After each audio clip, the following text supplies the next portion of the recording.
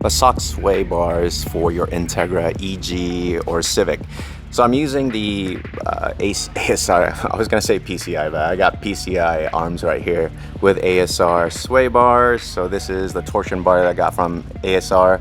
You need this brace right here or else it'll rip off the frame mounting points for the sway bar, because this sway bar is way bigger than what this car came with. I don't think this car came with anything bigger than like a 14 millimeter maybe. I don't know, I forgot. It's been such a long time. But yeah, this sway bar setup right here is a 0.120 wall, which is the thickness of the tube, and it's super aggressive, really rotaty. So if you're not sure how to drive a front wheel drive car that kind of oversteers, this is probably not for you, because you could loop the car. I've looped my EK way back in the day when I had a similar setup. So yeah, and a bunch of these things right here, this is just all spherical. If you don't know what spherical is, it's essentially these ball type bushings.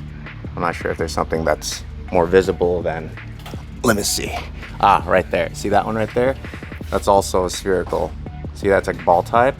And all of my bushings spherical because I want the most, I guess, rigid feel, right? More sharp handling.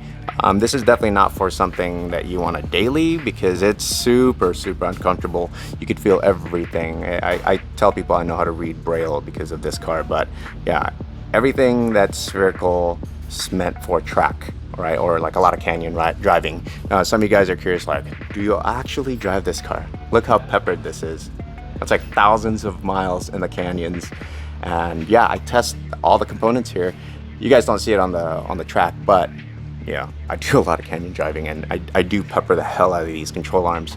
Super awesome for track and canyon driving. Definitely not for daily.